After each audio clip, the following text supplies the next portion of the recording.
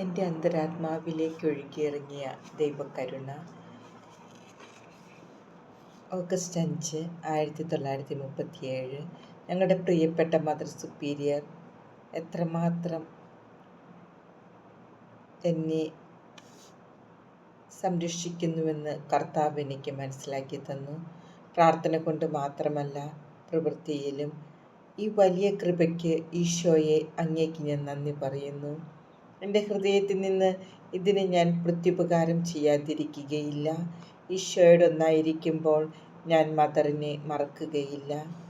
September 6, 1937. ഇന്നു മുതൽ എനിക്കൊരു പുതിയ ഉത്തരവാദിത്തം ലഭിച്ചു. തോട്ടത്തിൽ നിന്ന് വാതിൽ കാവൽക്കാരി എന്ന മരുഭൂമിയിൽ ഞാൻ നിയമിതയായി. ഇക്കാര്യത്തെക്കുറിച്ച് ഈശോയോട് സംസാരിക്കുവാനായി കുറച്ച് സമയത്തേക്ക് ചാപ്പലിൽ പോയി. എന്നെ ഏൽപ്പിച്ചിരിക്കുന്ന ഉത്തരവാദിത്തങ്ങൾ വിശ്വസ്തയോടെ നിർവഹിക്കുവാനുള്ള ആശീർവാദവും അനുഗ്രഹവും അവിടുത്തോട് ഞാൻ അപേക്ഷിച്ചു. ഈ വാക്കുകൾ ഞാൻ ശ്രവിച്ചു. എൻ്റെ മകളെ, ഞാൻ എപ്പോഴും നിന്നോട് കൂടെയുണ്ട്. അനുസരണത്തിൻ്റെ കീഴിൽ കാരുണ്യ പ്രവൃത്തികൾ ചെയ്യുവാൻ ഞാൻ അവസരം നൽകിയിരിക്കുകയാണ്. ഓരോ ദിവസവും സായാഹ്നത്തിൽ ഈ ദൗത്യ നിർവഹണത്തെക്കുറിച്ച് പ്രത്യേകമായും എന്നോട് സംസാരിക്കുകയാണെങ്കിൽ അതിലൂടെ നീ എനിക്ക് വലിയ സന്തോഷമാണ് പ്രദാനം ചെയ്യുന്നത്. ഈ പുതിയ ഉത്തരവാദിത്വത്തോട് ബന്ധപ്പെട്ട് ഈശോനാഥൻ ഒരു പുതിയ കൃപ എനിക്ക് പ്രദാനം ചെയ്തിരിക്കുകയാണെന്ന് എനിക്ക് മനസ്സിലായി. എങ്കിലും ഇതിനെല്ലാം ഉപരിയായി ഞാൻ എന്നെ തന്നെ അവിടുത്തെ തിരുഹൃദയത്തിൽ പൂർണ്ണമായും അർപ്പിച്ചു. ഇന്നെനിക്ക് വളരെ ക്ഷീണം തോന്നി. എന്നാൽ വീരോചിതമായി സുഹൃതങ്ങൾ അഭ്യസിക്കുവാൻ പല അവസരങ്ങളും ഈശോ ഇന്നെനിക്ക് നൽകി. പതിവിൽ കവിഞ്ഞ് ഇന്ന് ഞാൻ തിരക്കിലായിരുന്നു. ഞാൻ ഭക്ഷണത്തിന് താമസിച്ചു വന്നത് കുഷ്ണിയുടെ മേൽനോട്ടം വഹിക്കുന്ന സഹോദരിയെ വളരെയധികം അസ്വസ്ഥപ്പെടുത്തിയെന്ന് ആ സഹോദരി തന്നെ എന്നെ നേരിട്ട് അറിയിച്ചു. എന്നാൽ കൃത്യസമയത്ത് എത്തുവാൻ എനിക്ക് യാതൊരു നിവൃത്തിയുമില്ലായിരുന്നു. വളരെയധികം ക്ഷീണം തോന്നിയതിനാൽ മദർ സുപ്പീരിയറിനോട് നേരത്തെ കിടക്കുവാൻ അനുവാദം ചോദിക്കേണ്ടതായി വന്നു.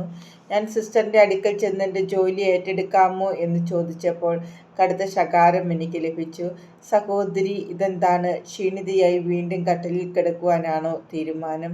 കട്ടിലിൽ കിടന്ന് വീണ്ടും കുഴപ്പങ്ങൾ സൃഷ്ടിക്കാനാണോ? ഞാനിതെല്ലാം മൗനമായി സ്വീകരിച്ചു. പക്ഷേ ഇതുകൊണ്ടും അവസാനിച്ചില്ല. രോഗികളുടെ മേൽനോട്ടം വഹിക്കുന്ന സഹോദരിയോട് എൻ്റെ ഭക്ഷണം കൊണ്ടുവന്ന് തരാമോ എന്നുകൂടി ചോദിക്കണമായിരുന്നു. ഞാൻ ആ സഹോദരിയോട് പറഞ്ഞപ്പോൾ ചാപ്പലിൽ നിന്ന് വരാന്തയിലേക്ക് വന്ന അവളുടെ മനസ്സിൻ്റെ അസ്വസ്ഥതയും എനിക്ക് സമ്മാനിച്ചു. സഹോദരി, എന്താ, ജീവിതകാലം മുഴുവൻ കട്ടിലിൽ കഴിയുവാനാണോ തീരുമാനം? എനിക്കൊന്നും കൊണ്ടുവന്ന് തരുന്നതിനെക്കുറിച്ച് ആകുലപ്പെടേണ്ട എന്ന് ഞാൻ ആ സഹോദരിയോട് താഴ്മയോടെ പറഞ്ഞു. ഞാനിത് വളരെ ചുരുക്കിയാണ് എഴുതുന്നത്. കാരണം ഇങ്ങനെയുള്ള കാര്യങ്ങൾ എഴുതുക എന്നതല്ല എൻ്റെ ഉദ്ദേശം.